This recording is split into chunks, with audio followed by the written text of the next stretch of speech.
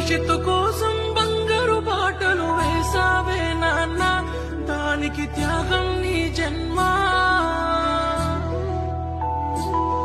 నా జీవితాంతం రుణపడి ఉన్నా చాలున ఈ జన్మ, నీ రుణం తీర్చుకోగలనా.